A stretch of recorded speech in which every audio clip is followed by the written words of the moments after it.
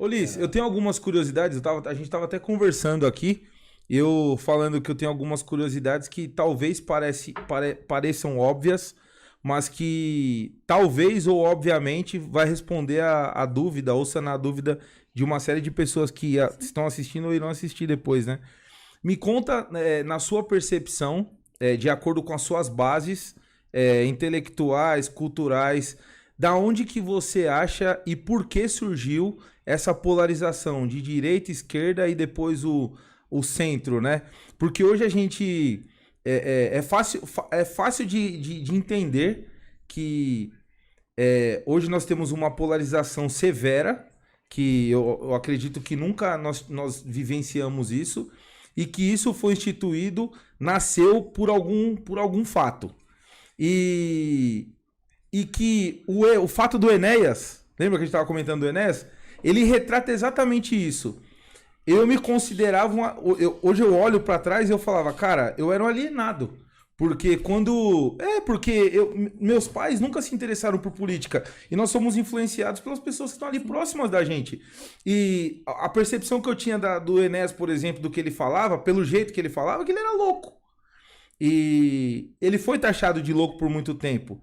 E eu acho que isso tem total a ver com as nossas bases e com a origem da direita e da esquerda. Eu queria que você explanasse isso um pouco, que eu acredito que você tem muito mais know-how que a gente, você vive isso na pele, comparando o cenário atual político brasileiro com a origem dessa porra toda aí.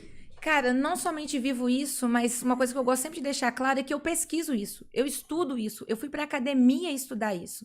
E assim, infelizmente, a direita reclama que a esquerda ocupou as universidades.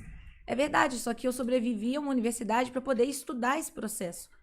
E a gente não sabe valorizar, às vezes, as pessoas que a gente tem do nosso lado e que se dispõem a um trabalho que todo mundo fica resmungando. Ah, a esquerda ocupou a universidade, a esquerda escreveu um livro do golpe e no dia seguinte que a Dilma tinha caído. Tá, mas cadê o pessoal da direita também fazendo isso? Sim. E na hora que a gente tem alguém fazendo, a gente ignora. Ah, é só famosa quem? Então, assim, eu gosto de deixar isso claro porque eu não dou minhas opiniões simplesmente em cima só puramente da vivência. A minha vivência importa, o que eu vejo importa, o que eu estudo importa. E eu tento fazer uma análise sempre olhando para o máximo possível de cenários e ainda assim eu considero que eu posso estar deixando alguma coisa de fora. O que me espanta hoje é ver pessoas que se dizem analistas políticos e que estão olhando, às vezes, dentro das suas próprias posições para um determinado cenário, ignoram que existe todo o resto e querem que as suas convicções elas se concretizem na realidade quando não acontecem, culpam os outros.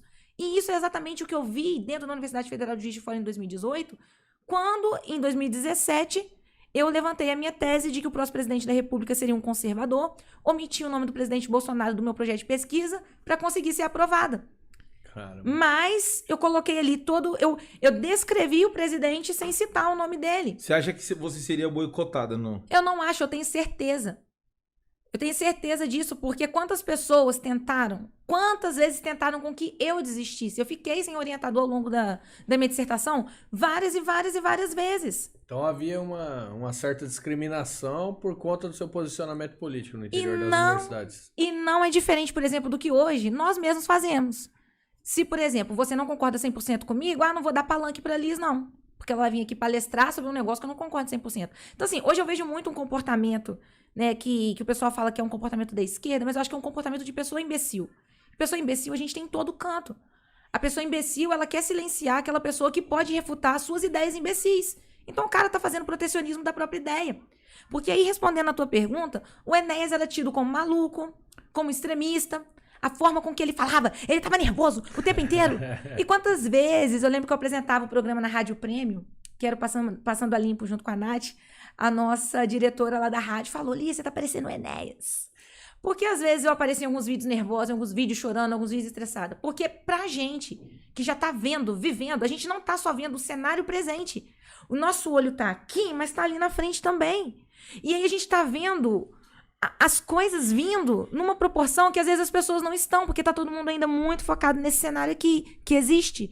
Só que atrás dessa onda tem uma outra montanha com uma outra onda maior atrás. E essa pequenininha aqui a gente consegue até ignorar, porque tem uma outra maior ali.